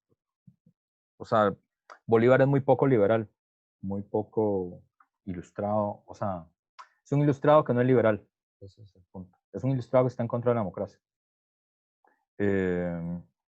Y tiene razones para estarlo. Entonces, vamos a ir viendo cómo funciona esto en Bolívar. Eso es importante porque estos dilemas cruzaron toda América Latina, ¿verdad?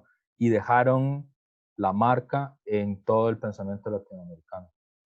El pensamiento costarricense, por ejemplo, es hijo inequívoco del fracaso de los proyectos de unificación nacional de América Latina. Si no, no hubiera nacido, ¿verdad?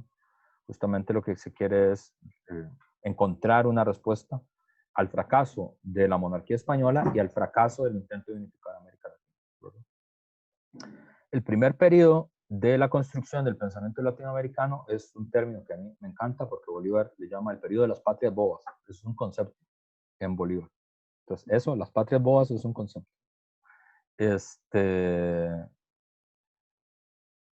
Y las patrias bobas tienen que ver con que en Europa, digo, en América Latina, hubo dos independencias. De hecho, Bolívar, depende de cómo se cuente, uno puede decir que la independencia fue en 810 o en 817, depende de cómo se cuente. Pero es porque fue una guerra larga y al principio parecía que iban a perder la guerra. De hecho, Bolívar tomó el poder y luego lo perdió. Y se tuvo que ir a Jamaica y luego regresó y ahí sí ya tomó el poder. Entonces, en ese primer periodo, él hace un diagnóstico que está sobre todo en la Carta de Jamaica, que es un texto clásico del pensamiento latinoamericano, absolutamente clásico, un texto referente que hay que leerse. Y ahí él va construyendo el concepto de patrias bobas, ¿verdad? Que es un diagnóstico sobre lo que América Latina es, ¿verdad? Y tiene que ver con el fracaso del intento de implementación de las ideas de la Ilustración en América Latina, ¿verdad? Por los 10 primeros años, él intenta aplicar las ideas básicas de la Ilustración en el sentido de el gobierno federal, la tripartición de poderes, la idea de la ciudadanía generalizada, el sistema electoral rotatorio, digo, todos los valores liberales que están en la tradición ilustrada, ¿verdad? En Voltaire, en Rousseau, en Locke, toda esa tradición europea, ellos lo intentan hacer y él saca la conclusión de que eso no funciona en América Latina, ¿verdad? Y que seguir intentando hacer eso, o sea, la descripción que él hace es la patria boba. Es decir, es una cosa que literalmente es algo que uno hace y se termina dañando uno mismo.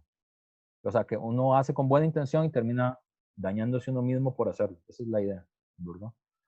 Y la idea que él dice es justamente para que la Gran Colombia tenga sentido, hay que evitar la patria boba. Digamos, la Gran Colombia es lo contrario a la patria boba, ¿verdad? La patria boba es el fracaso. La patria boba fue lo que triunfó, de hecho, no la Gran Colombia. Y la patria boba está construida sobre la base de 5 valores, conceptos, que son claves para entender a Bolívar. 1, la idea de la clemencia criminal. 2, la idea del antifederalismo, que ustedes saben que la tradición ilustrada más democrática, ¿verdad? Como Jefferson en Estados Unidos, como Rousseau en Francia, son federalistas, están a favor de un Estado lo menos centralizado posible, ¿verdad? América Latina, Costa Rica entre ellos, eso ustedes lo sabrán, somos repúblicas unitarias, ¿verdad? Hay países que dicen que son federados, como México, Brasil, pero somos repúblicas unitarias. Eso tiene un efecto muy importante que es el presidencialismo como conciencia, como forma de entender el mundo. Y una cierta, digamos, una sociabilidad menos libertaria en el sentido bueno del término, no en el sentido de Otto Guevara del término, sino en el sentido gringo del término. El pesimismo antropológico, que esto es muy, muy, muy, muy importante en Bolívar, súper importante. ¿Por qué? Porque este elemento es el que continúa hasta nuestros días, la idea del pesimismo antropológico, ¿verdad?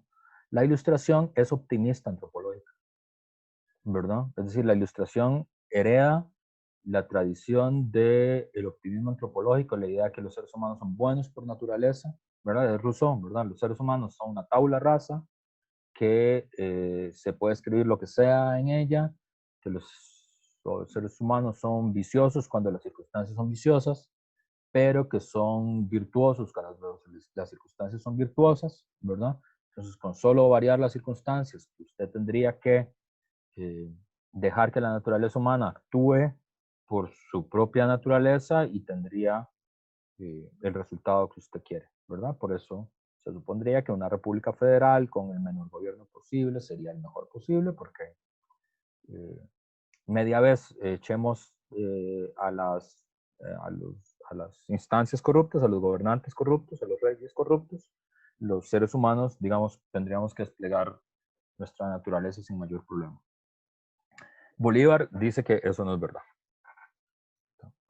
Que eso es verdad en Europa, pero en América Latina no, eso no es cierto, ¿verdad? Entonces él es pesimista antropológico. Ese elemento de pesimismo antropológico es transversal en la historia del pensamiento latinoamericano.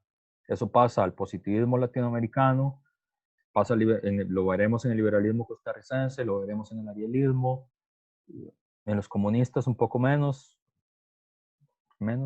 pero todavía hasta nuestra época esa idea es una idea central.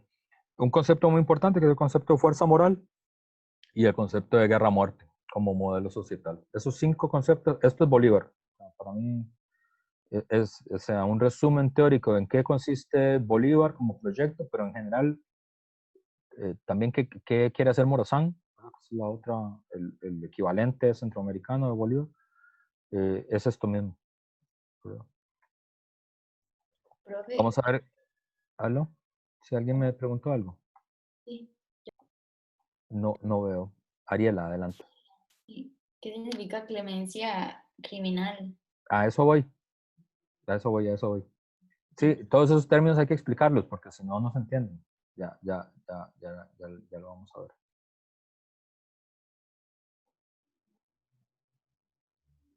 Uy, son las 10:41. Esta es la idea de la clemencia criminal, ¿verdad? Que es La doctrina que apoyaba esta conducta tenía su origen en máximas filantrópicas, que algunos escritores que defienden la no residencia de la facultad en nadie para privar la vida de un hombre, aun el caso de haber delinquido en el delito de lesa patria. El abrigo de esta piadosa doctrina, a cada conspiración sucedió un perdón y a cada perdón sucedió otra conspiración, que se volvía a perdonar, porque los gobiernos liberales deben distinguirse por la clemencia. Clemencia criminal que contribuyó más que nada a derribar la máquina que todavía no habíamos enteramente concluido. ¿Verdad? Entonces, él lo que va a decir, él va a tomar el concepto de salud pública, Jacobina, ¿verdad? Y en defensa de la salud pública, la idea es que no hay que tener clemencia, ¿verdad? Que la clemencia es criminal en América Latina, ¿verdad? Es decir, que si usted perdona los delitos, eventualmente esos delitos van a ser un elemento de disturbios sociales, de desorden de la República, de daño a la salud pública, justamente porque América Latina no está hecha todavía, ¿verdad? Como aún no está por hacer, digamos, no se ha construido la máquina de América Latina, había una máxima filosófica que es la suposición de que los seres humanos son bondadosos y que circunstancias nuevas les iban a permitir ser diferentes, y por eso no había que tener pena de muerte, ¿no? No había que tener, el Estado no tenía que tener derecho a la pena de muerte. Y él dice que no, que eso no es verdad. Es decir, que el delito que la conspiración contra la salud pública, que la idea de que los seres humanos son buenos y simpáticos, no es verdad, mientras haya conspiradores. Entonces, que hay que castigar las penas acorde con el tipo de delito, ¿verdad? Y eso es muy importante. Es muy importante, esa es la idea. La idea que perdonamos y luego eso se vuelve contra nosotros, ¿verdad? Esa es la primera, la idea de la clemencia. Eso está en el manifiesto de Cartagena. Bueno, ahí dice. El antifederalismo, ¿verdad? Está en contra del federalismo, está a favor de la República Unitaria. Dice, pero lo que debilitó más al gobierno de Vilesena fue la forma federal que adoptó, siguiendo las máximas exageradas de los derechos del hombre. Vean, aquí para mí es importante para que vean el contraste con lo que nosotros consideraríamos que es un liberal. Justamente, Bolívar lo que está, que algunos lo consideran como un ilustrado, está texto por texto, usted lo va a encontrar y va a decir, todo esto que dicen los ilustrados, esto no es verdad. ¿Verdad? Los derechos del hombre, la bondad humana, todo eso no está, no es así, ¿verdad? Él se va a separar de esa tradición, ¿verdad? Entonces, solo de manera muy problemática nosotros podemos decir que es un ilustrado, es un liberal, pero no sería un ilustrado y un liberal que no defiende ninguna de las premisas de los liberales. Entonces, ¿qué gracia es eso? Como, no sé, como un sapricista que no admire a Walter Santana, no tiene sentido, ¿verdad? Entonces, ¿por qué? Porque rompe todos los pactos sociales y constituye las naciones en anarquía. Entonces, para él lo primero es la posibilidad de de construir el orden social, ¿verdad? Antes que los valores filosóficos. Esto es muy importante porque esta es la idea del pesimismo antropológico. Dice, porque vean el reconocimiento, dice, el sistema federal, bien que sea el más perfecto y más capaz de proporcionalidad, felicidad humana en la sociedad, él acepta eso, ¿verdad? No es un crítico a las ideas del sistema federal, dice, no, el sistema federal efectivamente es el que hace, el que es más capaz de proporcionar una felicidad humana en la sociedad. Es decir, Jefferson tiene razón, Rousseau tiene razón, eso es verdad. Pero es el más opuesto a los intereses de nuestros nacientes estados, dice. Mientras no tengamos América Latina, el sistema federal no va a servir, porque hay algo que nos está faltando ahí, ¿verdad? Entonces, hasta que no establezcamos América Latina, lo del sistema federal no va, aunque sabemos que es el que más felicidad humana puede proporcionar. Todavía nuestros conciudadanos, y aquí está el pesimismo antropológico, todavía nuestros conciudadanos no se hallan en aptitud de ejercer por sí mismos y ampliamente sus derechos, porque carecen de virtudes políticas que caracterizan el verdadero republicano, virtudes que no se adquieren en los gobiernos absolutos, en donde se desconocen los derechos y los deberes del ciudadano. Es preciso que el gobierno se identifique, por así decirlo, el carácter de las circunstancias y de los tiempos y de los hombres que lo rodean. Si estos son prósperos y serenos, él debe ser dulce y protector. Pero si son calamitosos y turbulentos, él debe demostrarse terrible y armarse de una firmeza igual a los peligros, sin atender a las leyes ni a las constituciones. Interín no se restablezca la felicidad y la paz. Aquí ese pesimismo antropológico es clave en Bolívar y en clave en el pensamiento latinoamericano, porque él dice, está bien, lo de la ilustración está bien, lo de los derechos del hombre está bien, eso suena que sí, como que eso es lo que deberíamos hacer. Pero hay algo que le falta a los latinoamericanos que no permite que eso esté aquí, ¿verdad? Porque ya lo intentamos y no funcionó, ¿verdad? ¿Y qué es? Es que a los latinoamericanos le falta algo, ¿verdad? Hay algo de turbulento y de calamitoso en ellos, y como solo han sido gobernados bajo gobiernos absolutos, no tienen las virtudes que tienen los republicanos, los pueblos republicanos. Y hasta que esas virtudes no se desarrollen, entonces no puede haber sistema federal, ¿verdad? Entonces hay un pesimismo antropológico, no es, por naturaleza no tenemos eso, sino que eso que se ocupa para ser republicano tiene que ser hecho, tiene que ser producido, ¿verdad? Y hasta que eso no esté, es mejor que haya un gobierno que tenga la capacidad de mostrarse terrible cuando sea necesario y dulce y protector cuando no lo sea así. Yo no sé si ustedes lo ven, porque esto es muy importante, porque por ejemplo nuestro presidente usa mucho esa metáfora, es la metáfora del papá, ¿verdad? Es decir, quién es dulce y protector cuando se necesita y quién es terrible cuando se muestra turbulento y calamitoso. Está bien. Es la definición típica de un papá, ¿verdad? De un papá latinoamericano estereotipado, ¿verdad? Sí, que es dulce cuando los niños son dulces, terrible cuando hay que castigar. Es el padre, ¿verdad? Si ustedes se fijan, cada vez que el presidente se mete en algún problema que no sabe muy bien cómo responder, siempre usa la metáfora de él con su hijo, ¿verdad? El problema es que nosotros no somos hijos del presidente y ni el Estado es una familia. Es una de las primeras cosas que los liberales querían como quitar, digamos, de la ecuación. Nosotros no la hemos sacado de esa ecuación, ¿verdad? Es decir, ven, ahí ese problema se mantiene. Y por eso, y esto va a tener mucho sentido, porque en realidad Bolívar es el más famoso de los independentistas, pero el más inteligente, el más interesante, el que más se debería leer, es un señor que se llama Simón Rodríguez, que es su maestro, que es un filósofo, es un pedagogo, es muy, muy, muy interesante. Y es como el más ilustrado en realidad de toda esa generación, aunque es un poco más viejo que Bolívar. Y por eso toda esa generación, la gran preocupación, que esto también es transversal en la historia del pensamiento latinoamericano. Simón Rodríguez, Andrés Bello, luego Krause más adelante, también los ilustrados, los liberales costarricenses, la clave va a ser la educación.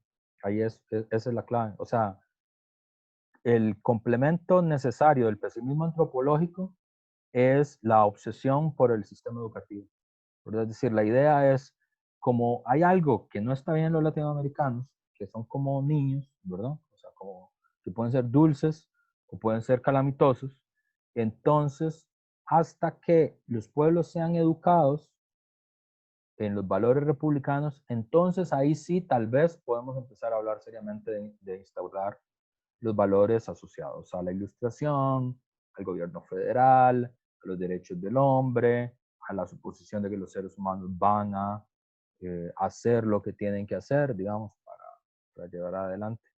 Entonces, por eso explica por qué en América Latina la filosofía de la educación, la pedagogía es tan importante, porque los pueblos latinoamericanos están tan obsesionados con la idea de la educación como un motor fundamental para el desarrollo. Ustedes son muy jóvenes, pero ya pueden empezar a contabilizar. Yo, desde que me acuerdo, desde que empecé a estudiar, he visto, no sé, ¿cuántas? 8 reformas educativas en Costa Rica. más o menos. Y, digamos, me empecé a dar cuenta que habían reformas educativas en el 99, entonces como 20 años, más o menos, un poquito más. O sea, aquí ha habido 8 grandes reformas educativas en 22 años, ¿verdad? O sea, cada 2 años hay una nueva gran reforma educativa que va a ser la reforma educativa que esta vez sí va a sacar adelante al país, ¿verdad? Y hay una cosa, ahí digamos, uno de los valores más compartidos que tenemos los latinoamericanos es esa idea de que la educación es absolutamente fundamental para llenar eso que todavía no tenemos, ¿verdad? Pero eso no es una invención de, no sé, de Giselle Cruz, ni de, ¿cómo se llama? Del ministro Mora, ni de ninguno de nuestros ministros, está en Bolívar. Eso es muy antiguo, ¿verdad? Y la idea básica es esa, el pesimismo antropológico. Yo creo que ya no me da tiempo de terminar con los otros dos, son las 10:52. Bueno, me faltan otras dos, pero en la otra clase seguimos con este mismo tema. Vamos a ver, no hemos visto tanto Tarazona Arriola, pero toda esta primera parte yo lo que quería que vieran es como el retrato de lo que significa la conciencia criolla blanca en América Latina. ¿Por qué? Porque quienes construyeron el Estado Nacional en Costa Rica son criollos blancos. Esa es la idea. Entonces ellos heredan exactamente esos mismos problemas que tiene Bolívar, exactamente los mismos problemas, ¿verdad? Es decir, cómo construir una nación allí donde ha fracasado la monarquía española, allí donde fracasó el proyecto de una gran república unitaria, y sobre la base de una independencia, que algunos no deseaban, ¿verdad? Algunos no la querían, algunos querían una independencia limitada, pero siempre navegando entre el orden que se quiere y el desorden que puede venir de los sectores populares, ¿verdad? Y unos sectores populares que siempre, digamos, demandaron un lugar en la democratización y la construcción de la nación, y un lugar que les fue cortado no por la palabra, sino por la fuerza, ¿verdad? Entonces, esos dilemas se van a mantener, ¿verdad? Entonces, la otra clase terminamos el texto bueno, les termino de explicar estos dos conceptos de Bolívar y hacemos el redondeo con Tarazona Arriola para ya poder entrar a la invención de Costa Rica, ¿verdad? Entonces, vamos a quedar hasta aquí y no puedo hacer mucha más porque a las 11 tengo la otra clase. Entonces, gracias por conectarse. En la tarde les queda el video. Gracias. Nos Gracias, vemos. profe. Gracias, Si hasta alguien tuviera luego, que alguna tengan buen duda día. de los Gracias. compañeros y compañeras que son más Gracias. nuevos, me escribe al correo por ¿Cuál es responder. el correo? joseroberto.herrera@ucr.c.cr. Gracias.